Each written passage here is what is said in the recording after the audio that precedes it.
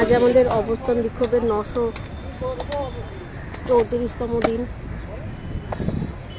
আমাদের একটাই দাবি যে 2016 গেজেটকে মান্যতা দিয়ে ইন্টারভিউ 15 দিন আগে পর্যন্ত সমস্ত সিট আপডেট করে সকল টেট পাস ট্রেনদের চাকরি সুনিশ্চিত করতে হবে। সেই দাবি নিয়েই আমরা 934তম দিনে এসে উপস্থিত হয়েছি। তো ঠিক দুপুর 2টো যেমন আমরা আমাদের মঞ্চের লাইভ কর্মসূচি নিয়ে চলে আসি, ঠিক প্রত্যেক দিনকার মতো আজকেও আমরা আমাদের লাইভ কর্মসূচি নিয়ে মঞ্চে উপস্থিত হয়েছি। তো আমরা আমাদের প্রত্যেক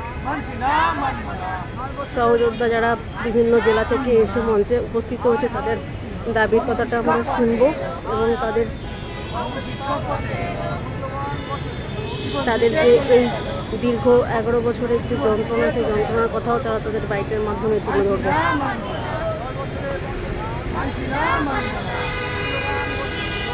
তো আমি সকলকে অনুরোধ করব, যারা আপনার ফেসবুকের মাধ্যমে লাইভটা দেখছেন তাদেরকে অনুরোধ করব যে আপনারা যারা এখনো অবধি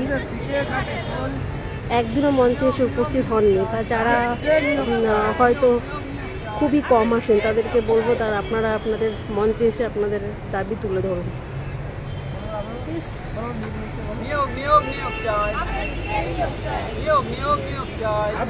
নিয়োগ চাই। 10 বছরের বঞ্চনা মানছি না, মানবো না। 10 বছরের বঞ্চনা মানছি না, মানবো না। চাকরি বয়স প্রায় শেষ, কি করবো অবশেষ। চাকরি বয়স প্রায় শেষ, কি করবো অবশেষ।